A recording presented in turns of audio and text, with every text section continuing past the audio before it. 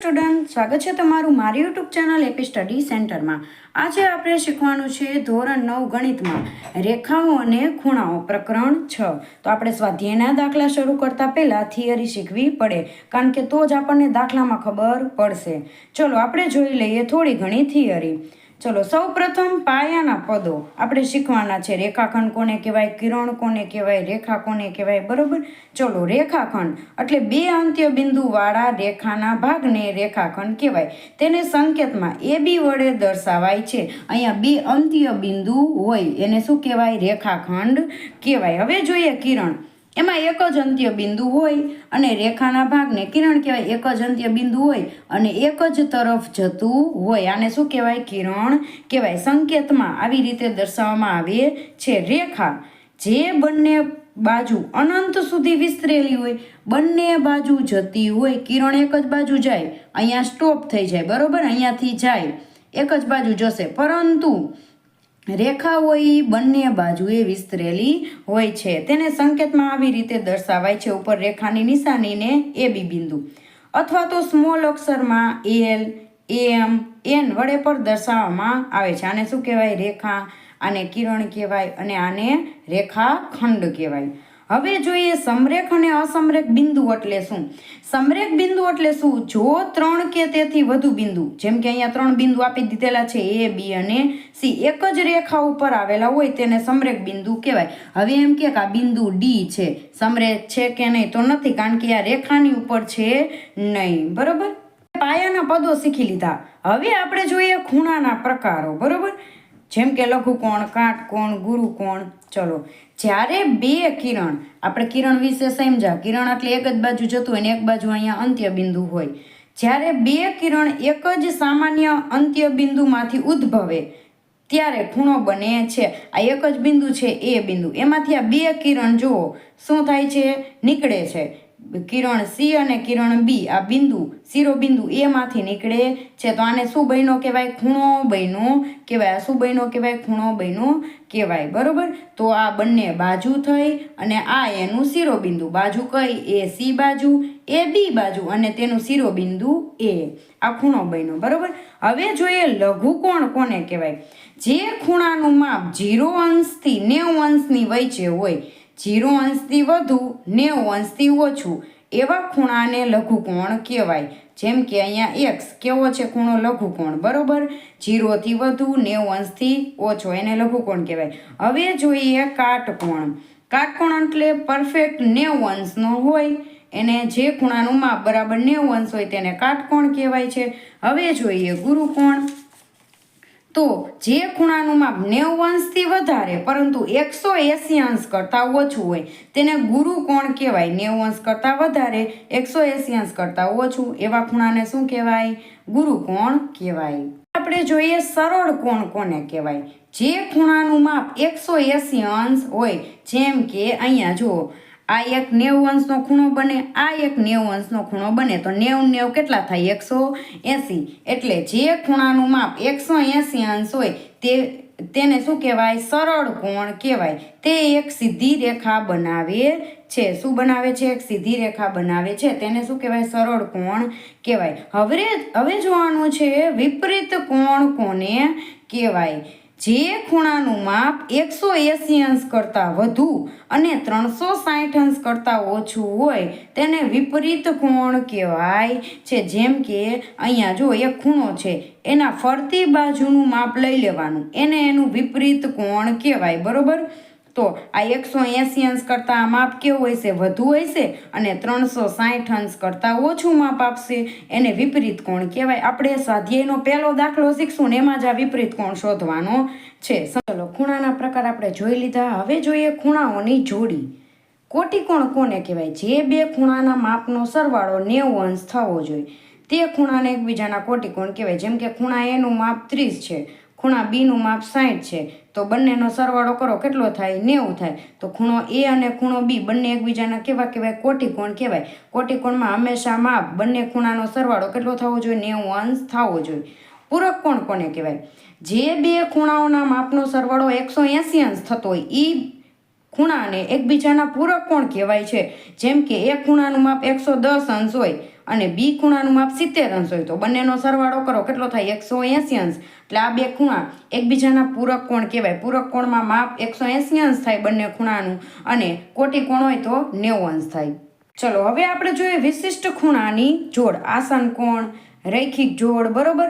આ આપણે દાખલા ગણશું ને એમાં ખૂબ જ ઇમ્પોર્ટન્ટ છે એટલા માટે અહીંયાથી ખાસ ધ્યાન રાખજો. આસન કોણ કોને કહેવાય તો જુઓ તમે આ બે ખૂણા છે એ બે ખૂણા એક જ સામાન્ય બિંદુમાંથી નીકળતા હોય, બરોબર. આ સામાન્ય બિંદુ બી છે એમાંથી જ આ બે ખૂણા બને છે ને આ બે ખૂણાની સામાન્ય બાજુ કઈ બી અને ડી બાજુ. તો આ બી ડી બાજુ છે, બરોબર, એ સામાન્ય બાજુ કહેવાય. અને આ એ બી અને બીસી આ સામાન્ય જે બાજુ છે એની વિરુદ્ધ દિશામાં આવેલી હોય. એક આ બાજુ છે તો એક આ બાજુ છે એટલે જુદી જુદી બાજુએ આવેલી હોય છે. એવા ખૂણાઓને આસન કોણ કહેવાય છે, બરોબર. જુઓ તમે એ બી ડી અને ડી બી સી એકબીજાના કેવા છે? આસન કોણ છે. સમજાણું?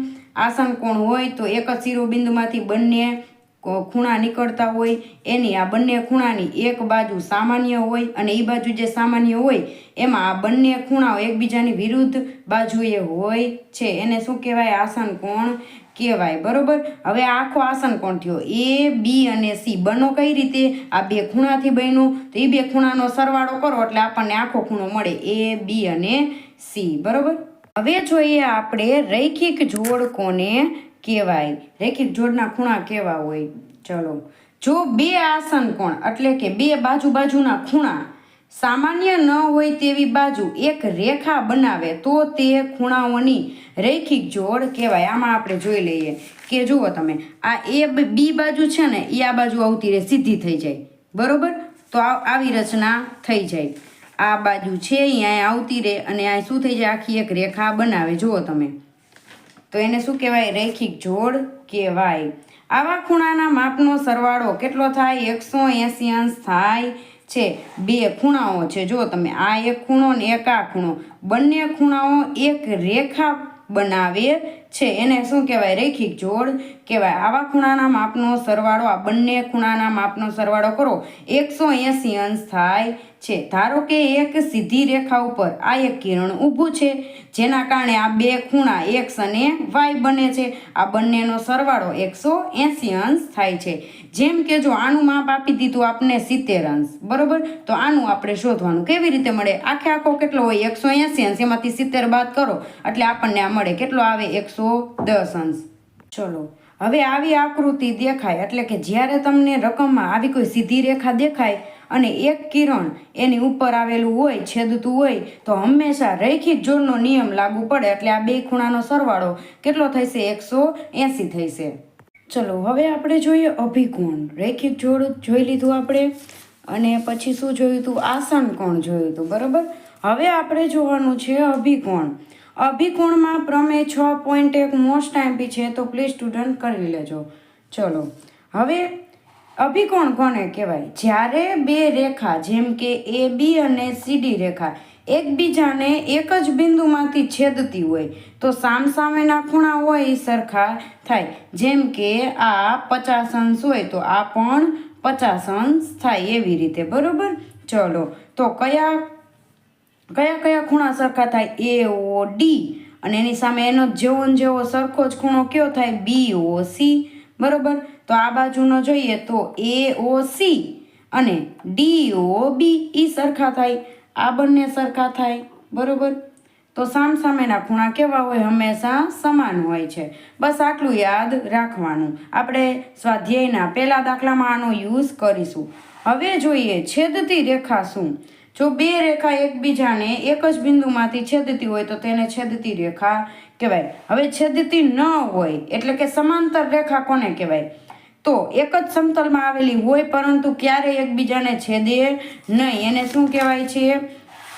સમાંતર રેખા. એટલે કે છેદતી ન હોય તેવી રેખા કહેવાય. આ બંને રેખા એકબીજાને કેવી છે? સમાંતર છે, ક્યાંય ભેગી થશે નહીં. આ બંને વચ્ચેનું લંબ અંતર હંમેશા સમાન રહેશે. જેમ કે આ લીટી જુઓ તમે કેવી કહેવાય? એકબીજાને સમાંતર કહેવાય, ક્યાંય મળશે નહીં પરંતુ અંતર કેવું છે? બધાનું લંબ અંતર સરખું છે. ચલો તો આની સાથે આપણે સંપૂર્ણ થિયરી જોઈ લીધી છે અને પ્લીઝ સ્ટુડન્ટ થિયરીનો વિડીયો સંપૂર્ણ જોવાનો છે અને પછી સ્વાધ્યાયના દાખલા સ્ટાર્ટ કરવાના છે.